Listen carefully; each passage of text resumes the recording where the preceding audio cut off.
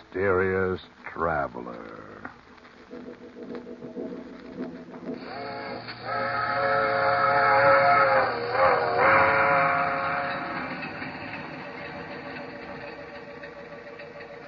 This is the Mysterious Traveler, inviting you to join me on another journey into the realm of the strange and the terrifying.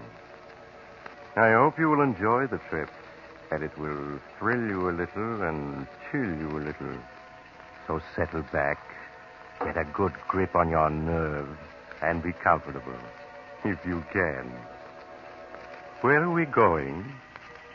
Why, we're going to follow the adventures of a man who thought he could commit murder and escape punishment. I call the story Death Laughs Last.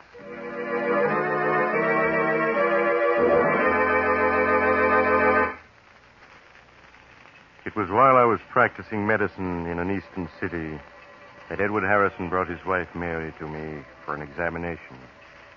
I could see at a glance that she was dangerously ill.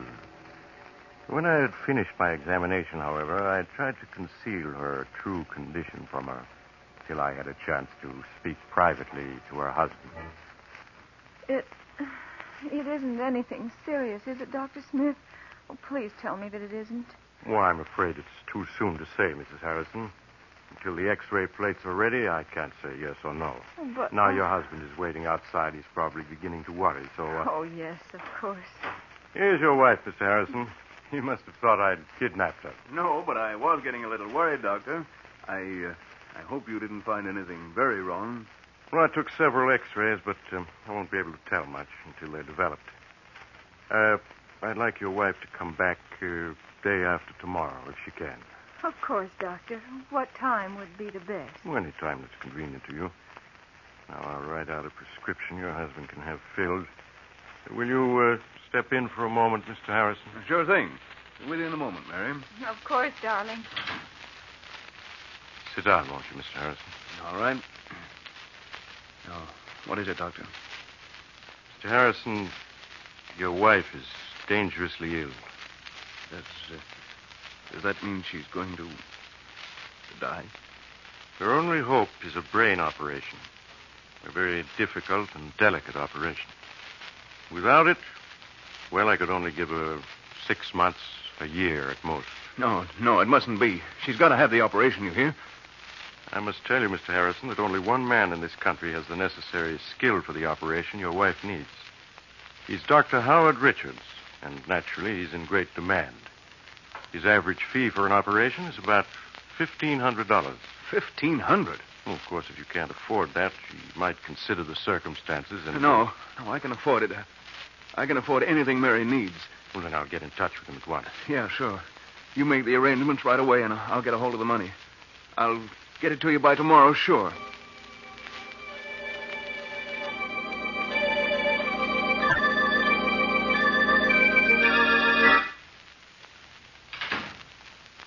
Darling, help me off with my coat, will you? Please? Oh, sure, Mary. Yeah. How are you feeling? Oh, much better since Dr. Smith gave me that medicine in his office. He's a swell doctor. He'll fix you up in no time. Did he tell you anything more, Edward? Not a thing, except that the treatment might take a little time, that's all. A little time? Oh, dear, I hope it won't be too expensive. Your business hasn't been good, and we've used up all the money in our savings account, and... Oh, don't you fret about money. Don't you worry about anything. All right, darling, I won't. Oh, but aren't you going to take your coat off? No, I've got to get the prescription the doctor gave me filled. You just take it easy till I get back. I might stop in at the shop, too. There's something I've got to attend to there.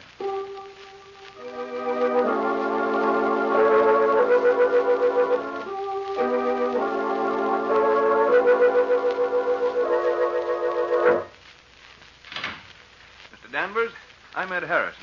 Oh, yes, Mr. Harrison. Please sit down. I see that you want to borrow $1,500 from us. That's right. Unfortunately, the security you offer, your home... Well, what's wrong with it? It's a swell little house, good section, all in good repair. Yes, that's true. But you already have a first and second mortgage on it, totaling $4,000. And Well, I'm afraid we can't make any further loans on it. But I've got to have the money. I just got to. I'm sorry to hear that because there's nothing we can do to help you. Nothing we can do.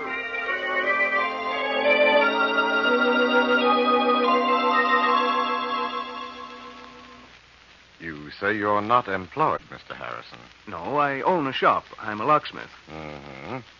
Well, that means you're never certain of your income. If you had a job now, a regular income you could depend on. What are you getting at? You mean you're not going to let me have the money? I certainly wish I could, but under the circumstances, well, I'm sorry, very sorry, but there's nothing I can do.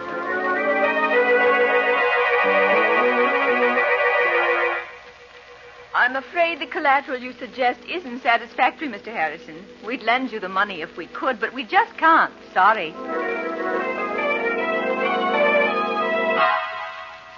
But I've got to have it. I've just got to. Sorry. It's to save Mary's life. She'll die if I Sorry. don't. And I won't let her die. I won't. Sorry. Sorry. Look, Sorry. you must. Sorry. Listen. Sorry. You must.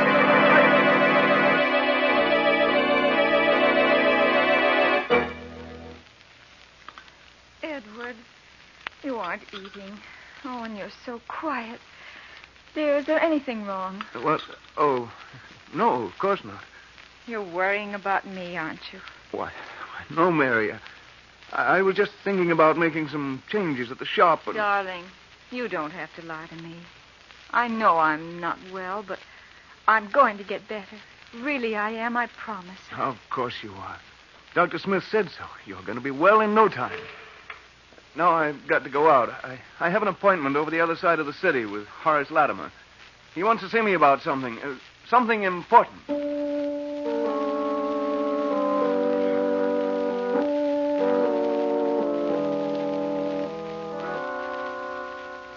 Edward had no appointment with Horace Latimer, but went to see Horace anyway.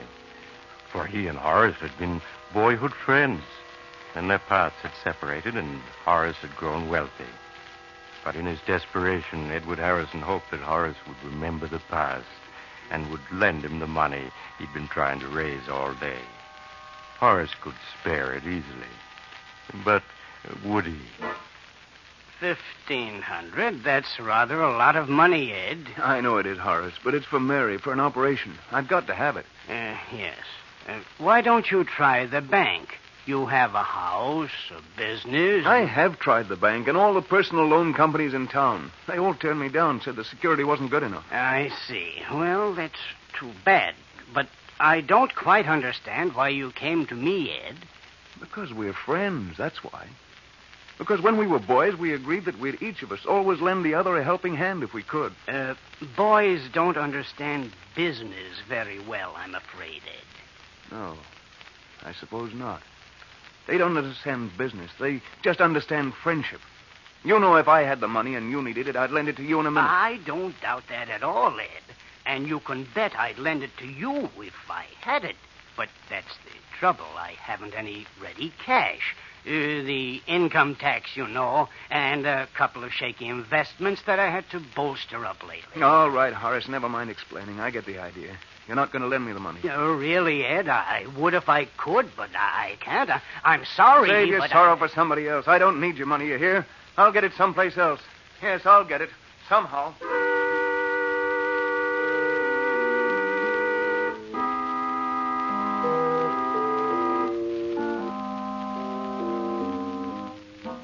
After he had slammed out of Horace Latimer's expensive home, Edward stood for a moment on the dark street corner, staring back with bitterness in his face. Sorry. Yes, you're sorry. In a pig's eye, you're sorry. What a sap I was to think you were a pal of mine. What's that, buddy? Oh, was you talking to me? Oh, no, sorry. I guess I was thinking out loud. Oh, that's okay. Hey, got a match? A match? Oh, sure. Yeah, there you go. Thanks. Okay, just hold it like that. Make a move and I'll plug you. Gun? Yeah, Why, this is a stick-up. Hold your whole hand over your dough and make it fast, see? My dough? That's a hot one. I'm out trying to raise money myself. We're both out of luck. I've only got $1 on me. Take it if you want it anyway. It's more than I could raise. Don't try to kid me. Stand still while I see what you got in your pockets. Wallet, A leather case of some kind. You'll find just $1 in that wallet. Yeah? $1. One measly buck. And I bet you got a roll hidden in this leather case. It's heavy enough. There's nothing in there but my emergency kit. Yeah, well, I'll just see for myself. Say. Oh, this kit is full of skeleton keys and picklocks and stuff. What are you, anyway? Second-story worker? I'm a locksmith and a safe repairman, if it's anything to you. Now, how about taking $1 and letting me go on my way? I'm in a hurry. Not so fast, pal. Not so fast. Were you leveling just now when you said you was trying to raise dough? Yeah, I've got to have $1,500 by tomorrow. What's it to you? You'd be surprised, pal. Okay, I'm putting the gun away, but you ain't leaving yet. Me and you, we're going to talk business. Because I got a plan that'll get us both all the dough we need.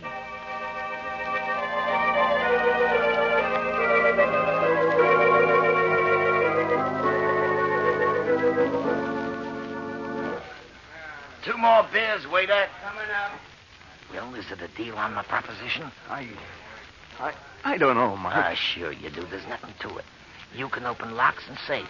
I know where there's a house with plenty of dough in it. You and me together, we'll go get it. We'll make a team. What, burglary? I've never stolen anything in my life. Listen, you said you needed the dough bad, didn't you? So do I, plenty bad. You said you'd do anything to get it, didn't you? Yes, I did. Then what are you hanging back for? All you got to do is get the back door opened and the safe. In half an hour, you'll have your $1,500 and more. How else are you ever going to get it? Answer me that. I don't know. You're sure the money's there, Mike? Positive. I was casing the joint, looked in the window in time to see the old geezer put a whole roll of bills in a safe that's like a bread box. You could open it with your teeth. All right, I'll do it. I've got to have the money. I'll go on the job with you.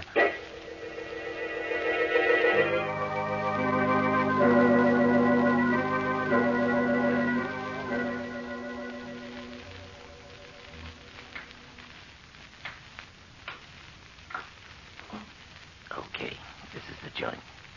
Everybody's hit the hay long ago. It'll be a cinch. The look looks easy. But I shouldn't be doing this. There must be some other way to get the money straight. Don't be a sucker all your life. You gotta take what you want in this world. If you don't, you'll never get it. Everybody's a crook of some kind. Take it from me. Well, Get on. Get that door open. We gotta get inside before we're spotted. all right. Let me take a second, I think. Yes. There. It's unlocked. Okay, get inside. The safe's in the library. Down this way. Don't make any noise. You're sure there's only two of them in the house? Yeah, the old guy and his butler. Probably both of them deaf as posts. Here's the library. Come on. The safe's behind the picture on the wall.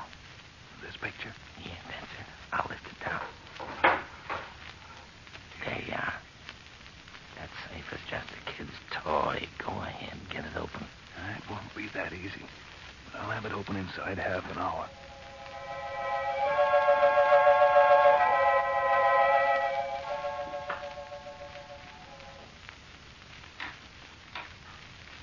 Hurry it up. You've been 40 minutes on that thing. It's coming now.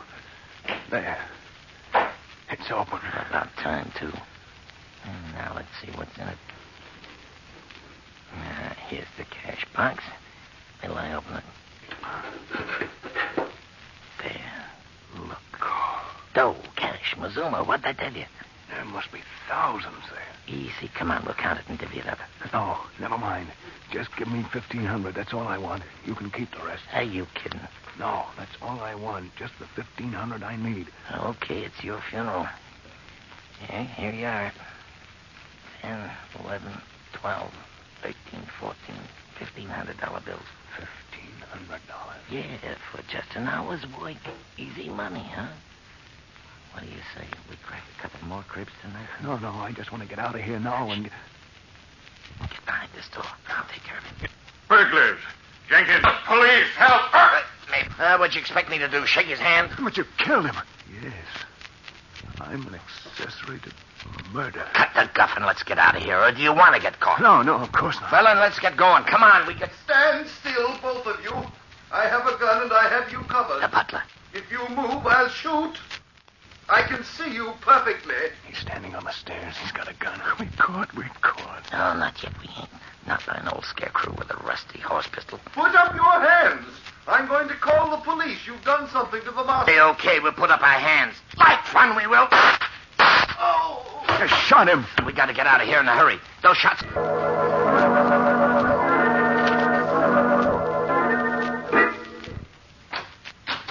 Okay, here we are. Come on in. But why did you make me come here? Why can't I go home? You heard me. Come on in. It's better. Now, take off your hat and stay a while. But I can't stay, Mike. My wife, she'll be worrying. Home to her. You got other things than your wife to worry about, chum? What do you mean, Mike? I mean the cops. Or have you forgotten you're wanted for murder? No, I haven't forgotten. I'll never be able to forget. Oh, why did you kill them? Why? Well, it was either kill them or go to jail. Or would you rather have gone to jail, huh? No, but I'm all mixed up. Did I get into this anyway? You needed dough. That's how you got into this. And you got it, so now cut out the sob stuff. Why won't you let me go home? Why did you make me come here to your room? You're here so you and me can have a little talk. Kind of a talk. Well, chum, that door and that safe open. You and me got a future together. I won't do it. I won't. Sure you will. And always send a little note to the cops. They'd get you, too. I'd be a long ways off here. You got a sick wife. You can, they say. You don't think you can pull a job and go on as if nothing had happened. Somebody's always got to be another. I did it only for a Minute now and you can't get out. Wait. I have a get it off my chest. Oh, no, you don't. You see, the second if I thought... Get up and go. You got me into this. You with it. Take that gun away from me. I'll plug you out. Oh. Mike. He's dead. I've got to get away. In a daze of horror, he made his way to the street. Thoughts which he could not control round in his head. They'll hang me. But I had the money. The money to make Mary. Now they'll catch me. They'll hang me. I've got to. Paid for somehow. But you can escape if you're lucky. I need a drink. I've got to have a drink before I go crazy. So Edward Harrison struck the street. And struggling to control his shaking as normal, he ordered a double whiskey and gulped it. His senses cleared a little. He heard the radio at the end of the bar, broadcasting a warning to the city. Attention. The police depart for the following man. Committed in the Buxton Park. Please make a note of the following. Say, buddy, what's the radio off for? Because I was... Did he? And I got a night I want to hear it. So I'm going to turn it back on again. No, you mustn't. But I'm going to. If you try a gun right here under the bar, see what that dirty killer looked like.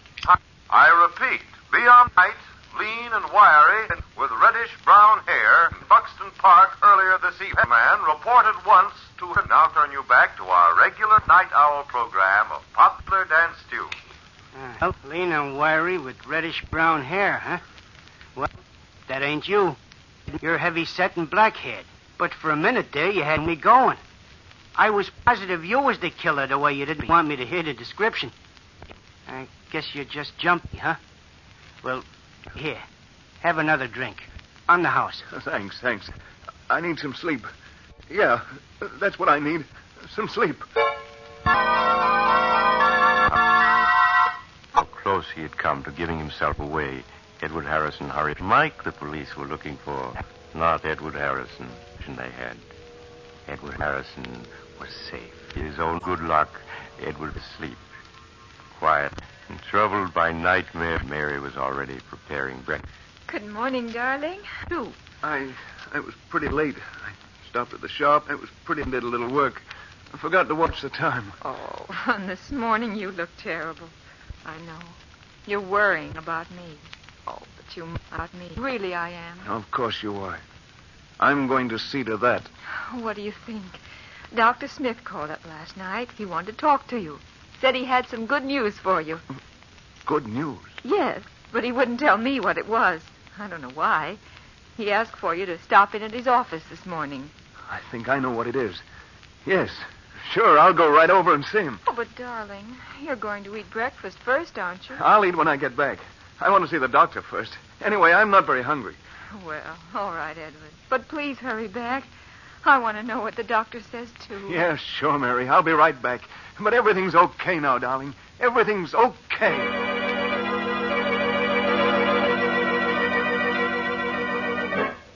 After he left the house, Edward bought a morning paper.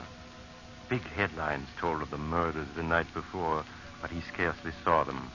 His eyes hurried through the story until he found what he was looking for. The news that Mike's body had been found. The butler Mike had shot had given the police Mike's description and then died before he could tell them there was anyone with Mike. So the police had listed Mike's death as a suicide or an accident and closed the case. Edward Harrison was safe.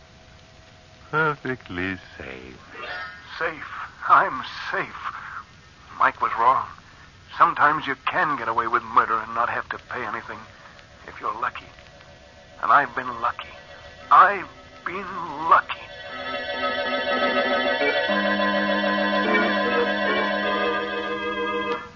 When Edward Harrison entered my office, he sat down beside my desk and tossed a folded newspaper into the wastebasket. His expression was that of a man who had just faced disaster and been rescued at the last moment.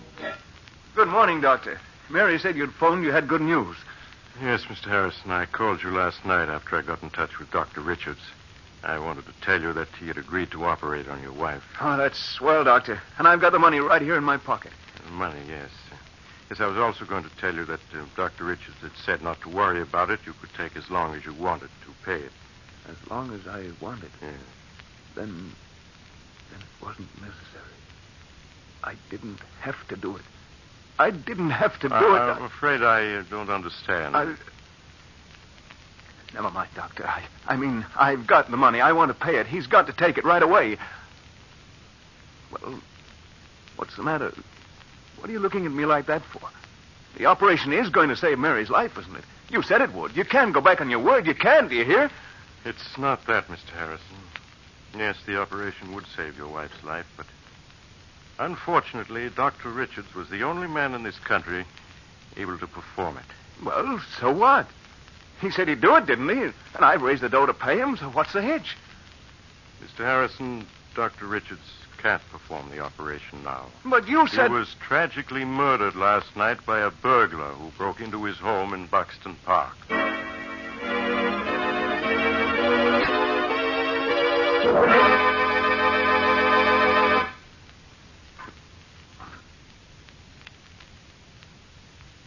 This is the mysterious traveler again.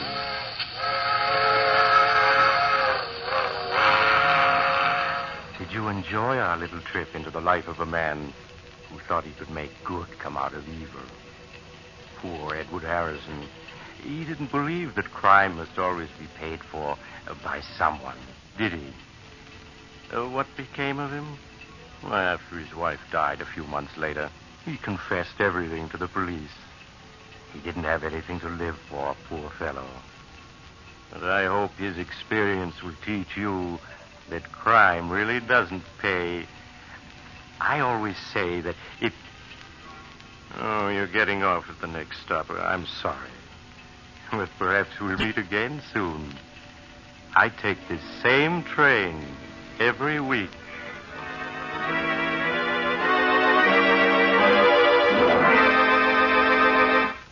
You have just heard Chapter 42 of The Mysterious Traveler, a series of dramas of the strange and terrifying.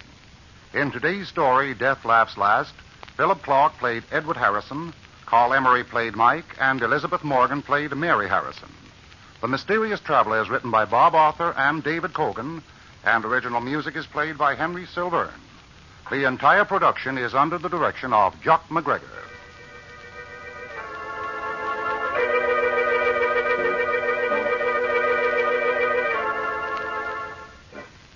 And now, an important message for all of you. This is Jock McGregor speaking. The National War Fund drive begins tomorrow. As you probably know, this fund includes over 22 of the major war relief and service organizations. As the war progresses on all fronts, more and more people will need help. Our armed forces, American prisoners of war, our allies, and people right here at home. And by giving to the National War Fund, you will be helping. Consider just one of the many organizations that the War Fund supports, the USO. More than 3,000 service units are in operation, clubs where our servicemen and women find recreation, dances, educational activities, reading, writing, and game rooms, and religious counsel. The USO is responsible for the traveler's aid desks, which help servicemen make connections and find sleeping accommodations. It operates the lounges in railroad and bus terminals. USO camp shows bring American entertainment to our troops at camps and stations throughout this country and in all of the combat zones. Groups will play the jungle circuit in the South Pacific, the desert circuit in North Africa, the grass skirt circuit in the Hawaiian Islands, and the foxhole circuit in combat zones just behind the front line. We can't measure in money the good accomplished by the USO, but we can help to continue that good work by giving our money the National War Fund. So when your community war fund or war chest representative calls on you, give and give generously. Listen next time to a tale titled The Man the Insects Hated. Another Tale of the Mysterious Traveler.